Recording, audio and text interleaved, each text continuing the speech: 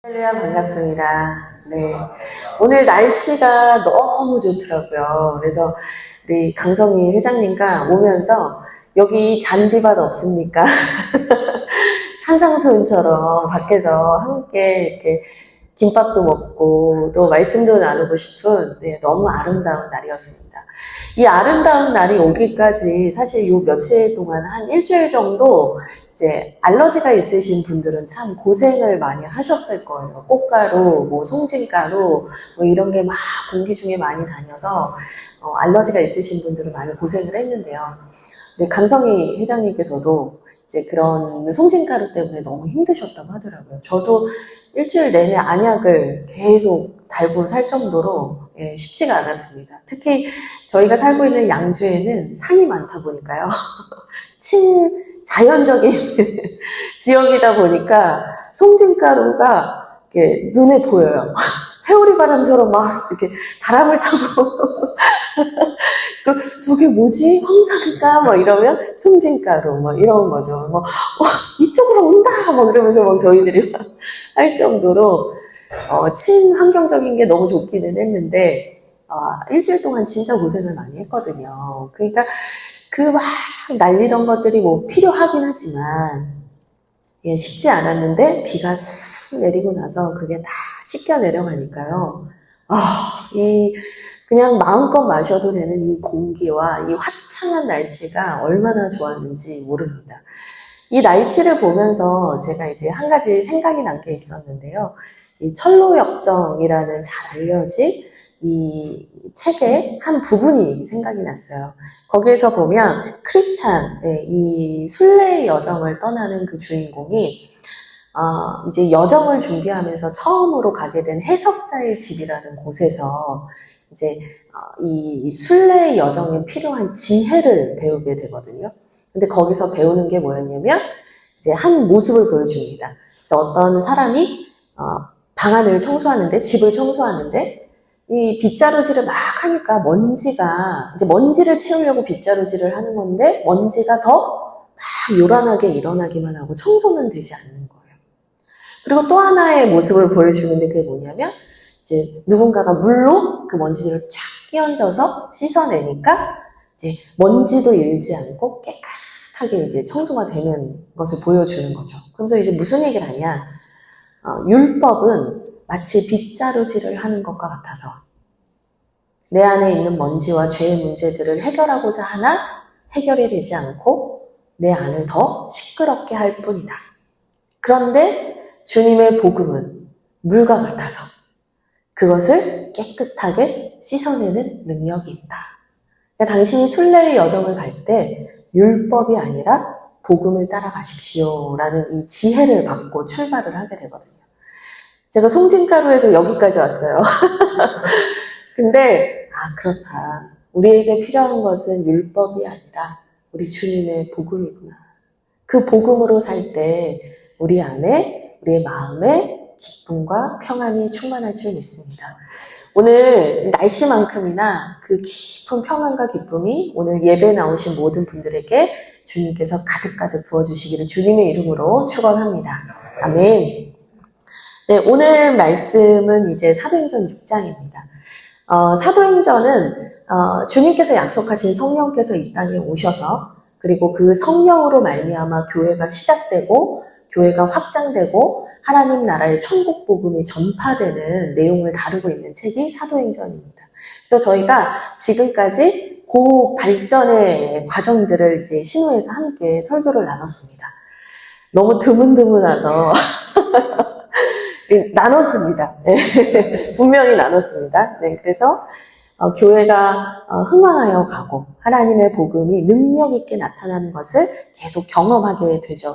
그래서 예수님 살아 계실 당시에는 겁이 많고 자기의 야망으로 꽉꽉 차 있었던 제자들이 이 성령으로 말미암아 변화되고 이제는 하나님 나라의 꿈을 꾸는 그런 사람들로, 제자들로 변하게 된 것이죠.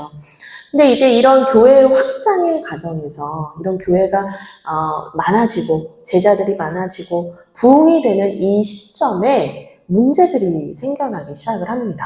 그래서 어떤 문제가 처음에 생겨났냐면 먼저는 외적인 문제, 그러니까 외부로부터 들어오는 문제가 생겨나게 되거든요.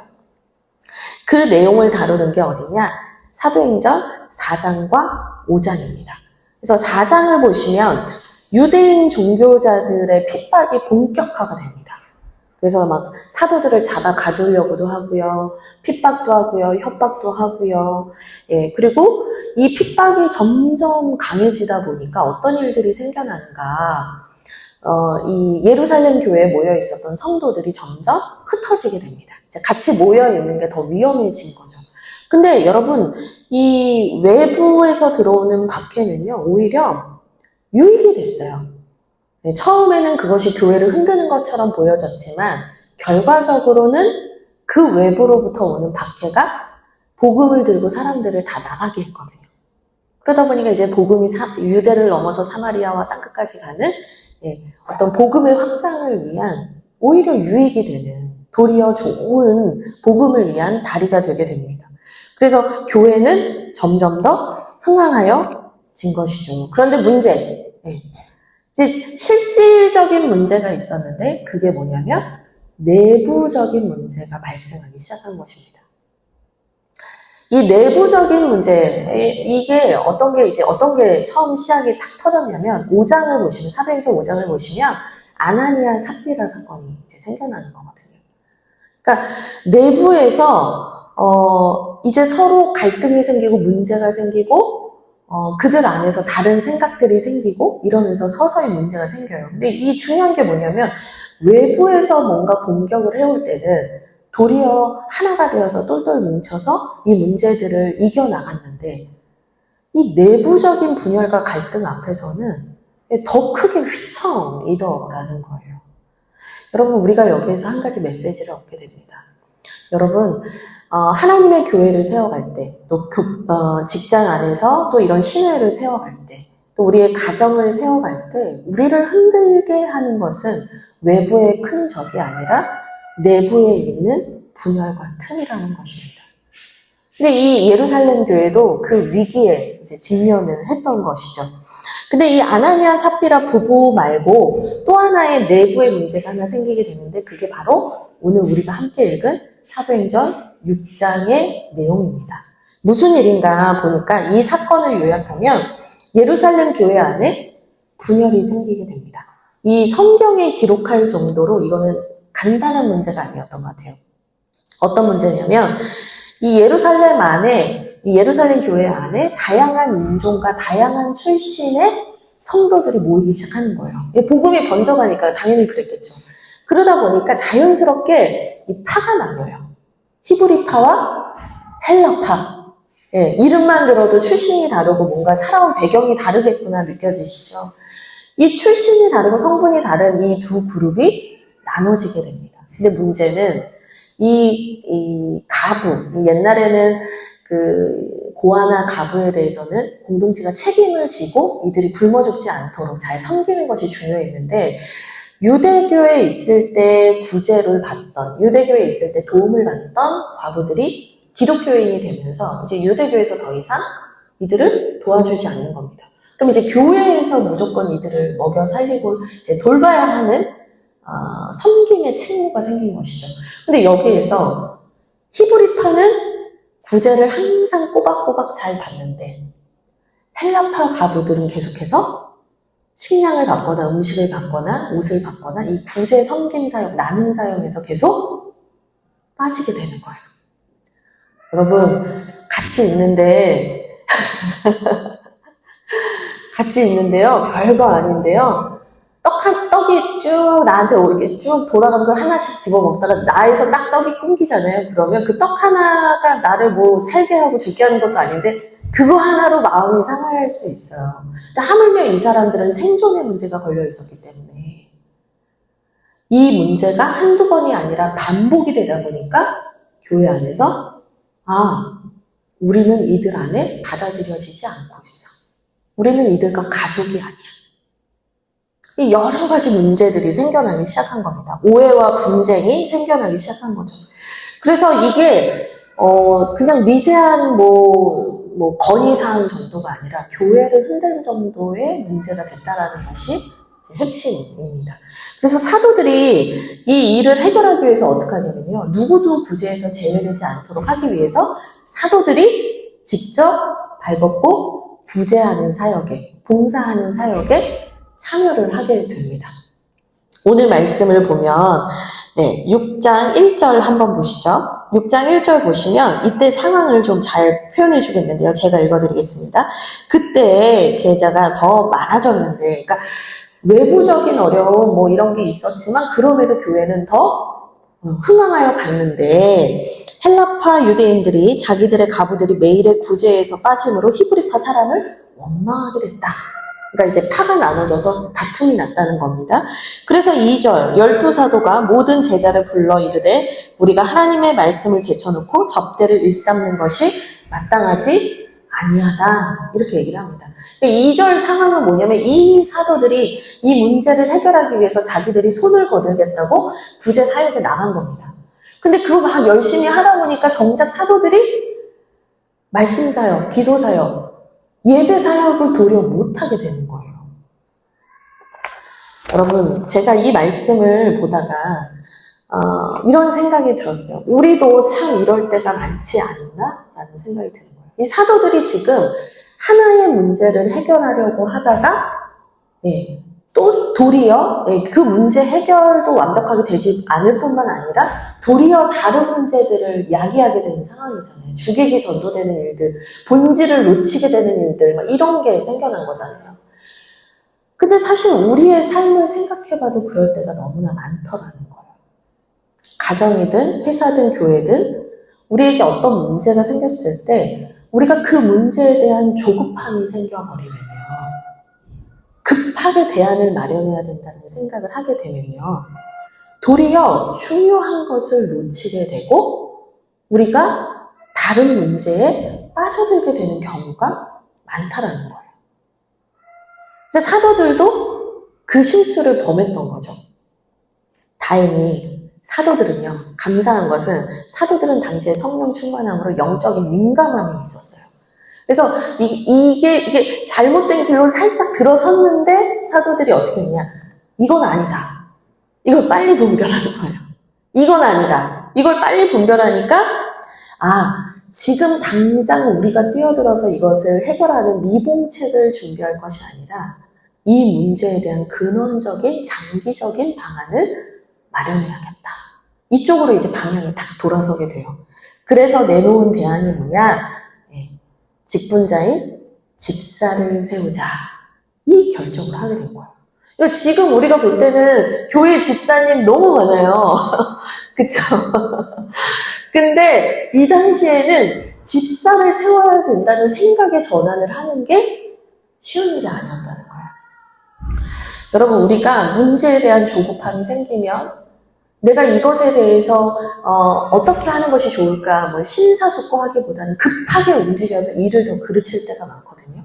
근데 사도들은 이것을 어떻게 이겨냈는가를 보면 영적인 민감함을 가지고 또 신앙의 우선순위가 무엇인가를 바라보면서 이 영적인 민감함과 우선순위, 신앙의 우선순위를 잘 고려하는 가운데 창조적인 지혜를 떠올렸다는 거예요. 우리가 여기서 배울 게 너무나 많다는 생각을 합니다. 우리에게도 주어진 여러 문제들이 있어요. 회사 안에서도, 직장 안에서도 프로젝트를 감내해야 되고, 집안의 문제들. 오늘 이제 막 그런 얘기를 했어요. 오늘 병중에 계신 분이 많다고. 요즘 들어서 몸이 편찮으신 분들이 많다고. 근데 오늘 어버이날이잖아요. 점점 더 연세가 들어가시는 우리 부모님들. 사실 우리가 말하지 못하지만 가정 안에도 내가 챙겨야 하고 돌봐야 하는 삶의 자리의 문제들이 너무 많거든요. 근데 그 문제를 우리가 급하게, 조급하게, 미봉책으로 대충 이게 아니라 충분히 영적인 민감함과 신앙의 우선순위 안에서 창조적인 지혜를 발휘해낼 수 있다는 거예요. 근데 그것을 주시는 분이 누구냐? 성령님이시라는 거죠. 오늘 말씀에서는 성령님이 그것을 하셨다라는 말은 주어가 직접적으로 나오지 않지만 이 사도행전의 영적인 흐름을 볼 때 우리는 계속해서 이 창조적인 전환이 일어나게 하신 분이 누구신가? 성령님이라는 것을 알 수 있습니다. 그래서 바라기는 오늘 이 말씀을 듣는 우리 GM대우의 모든 분들에게 영적인 분별, 영적인 민감함과 신앙의 우선순위 안에서 창조적인 지혜들이 샘솟는 은혜가 여러분들에게 부어지기를 주님의 이름으로 축복드립니다. 아멘. 조금 더 말씀을 볼 텐데요. 이제 이 집사를 세우기로 한 이 방안이 오히려 교회는 유익이 됐습니다. 그래서 교회 안에서 사도들은 사도들의 직분을 잘 감당할 수 있게 되고요. 또 사도들에게만 철저히 의존해서 굴러가던 교회가 이제는 함께 협력하여 세우는 교회로 완전 변화된 거예요. 이거 대변혁이에요. 옛날에는 무조건 사도 중심이었거든요. 우리가 지금 이제 살아가는 시대도 그렇게 변화되는 중인 것 같아요. 예전에는 목사 중심이었다면 이제는 함께 세워가는 교회로 바뀌어야 한다는 걸 우리가 모두가 동의하고 있거든요. 그 시대 속에서 하나님이 이 지혜를 주셔서 이렇게 이끌어 가시게 된 거죠. 그래서 너무너무 좋은 모범, 교회의 모범이 세워졌는데 그 결과가 어땠는가? 하나님이 주시는 지혜를 따라가니까 그 결과가 어땠는가? 7절 말씀은 함께 읽겠습니다. 같이 읽겠습니다. 시작. 하나님의 말씀이 점점 왕성하여 예루살렘에 있는 제자의 수가 더 심히 많아지고 허다한 제사장의 무리도 이 도에 복종하니라. 아멘. 더욱더 하나님의 나라와 복음이 왕성하여 간다. 이게 인간의 일이 아닌 거예요. 네. 우리는 하나만 해결하는 것밖에 못 봐요. 근데 하나님은 작은 퍼즐을 탁 맞추셔서 엄청난 영향력이 있는 그 모든 영역들을 바꾸시는 분인 거예요. 그러니까 우리가 하나님의 의지, 하나님의 성령의 지혜에 의지하며 나아가야 하는 것이죠. 그래서 분열과 다툼도 당연히 사라졌고요. 예, 하나님의 나라는 더 강력하게 세워갑니다.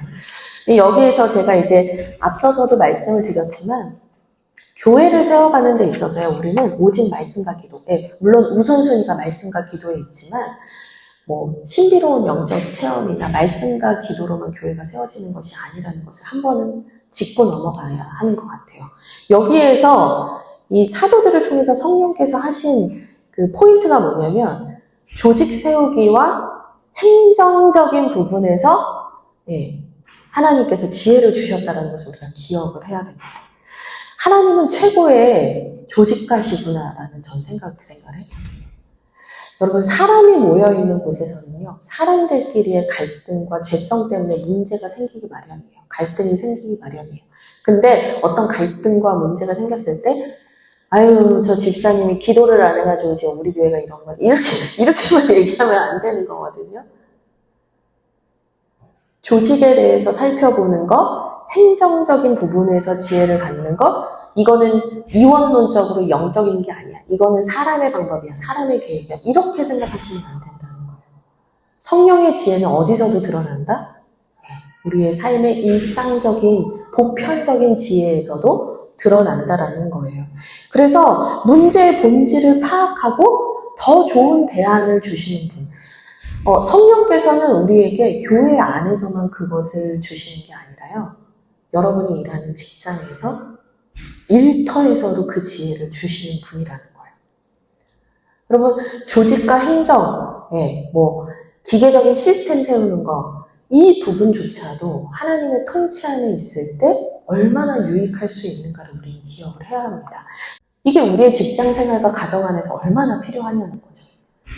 주님께서 이것을 이제 사도들을 통해서 이 교회에 가르쳐 주신 것입니다. 그래서 결국에 교회가 이 모든 위기들을 이겨내고 더욱더 하나님의 말씀과 사역을 위해서 집중할 수 있게 됐다라는 것입니다. 여러분에게 바로 그 은혜가 부어지기를 주님의 이름으로 축복드립니다.